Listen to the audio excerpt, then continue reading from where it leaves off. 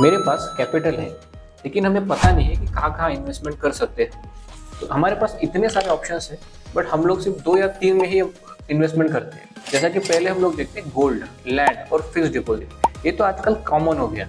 पहले के टाइम पे लोगों को बस इतना ही पता था, गोल्ड, लैंड और फिक्स डिपॉजिट।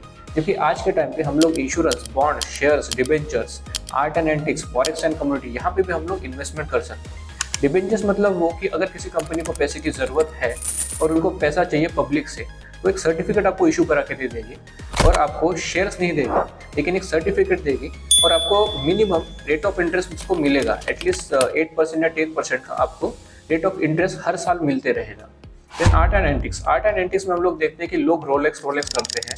जैकब एंड को की घड़ियाँ भी आती हैं और पुराने कुछ अगर जमीन से निकले हुए कुछ आपको एंटिक आइटम्स मिलते हैं तो उसका प्राइस हर बार बढ़ता है, हर साल बढ़ता है। वो क्यों होता है? आप फॉरेन में देख लो, लोग आर्ट्स पे बहुत सारा पैसा खर्च करते हैं। 2 मिलियन की पेंटिंग होती है या फिर 200 मिलियन की भी पेंटिंग्स होती है। तो जितनी ज़्यादा पुरानी पेंटिंग्स होती है उतना ज़्यादा उस पर पैसा आता है ना। जैसा अगर आप 500 करोड़ की कोई पेंटिंग ले लो, अगर उसको 10 साल बाद बेचोगे तो ऑलमोस्ट 600 करोड़ के आसपास में पहुंच जाएगी। वैसे ही एंटिक आइटम का भी वैसे ही होता है।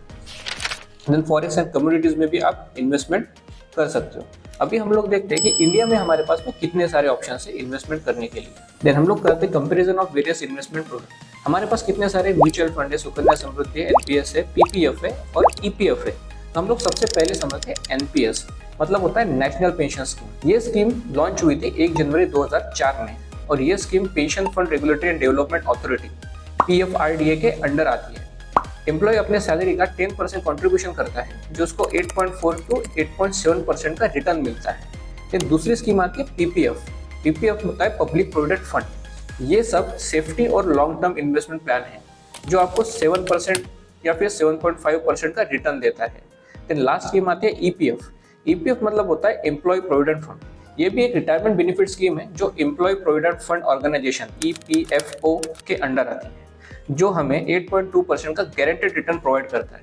लेकिन इनमें से भी मुझे सबसे अच्छा लगता है म्यूचुअल फंड। तो हम लोग यहाँ पे देखते हैं वेरियस इन्वेस्टमेंट प्लान और डिफरेंस बिटवीन इन्वेस्टमेंट ऑप्शंस।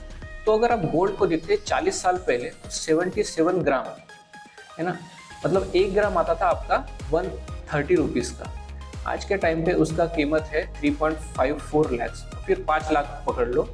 उस टाइम पे इसकी कीमत थी ओनली 4,600 रुपीज़, जो 77 ग्राम आप गोल्ड खरीद सकते थे। फिक्स डिपॉजिट उस टाइम पे आता था 40 साल पहले 9%, मतलब आप अगर 10,000 रुपये आप इन्वेस्टमेंट करते हो तो आज के टाइम पे हो जाते 2.72 लैक्स। लैंड आप 20% का रिटर्न पकड़ते हो 40 साल पहले तो 10,000 रुपये के बच जाते हैं आपके 85 लैक्स।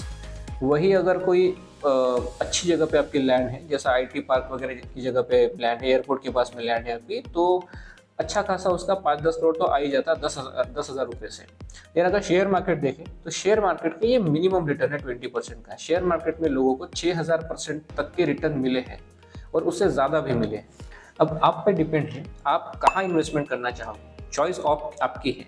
बाकी डिटेल्स अपकमिंग वीडियो में जानेंगे। बस उससे पहले स्टॉक मार्केट चैनल को सब्सक्राइब करना मत भूलना और ऑल नोटिफिकेशन क्लिक करना। Thanks for watching.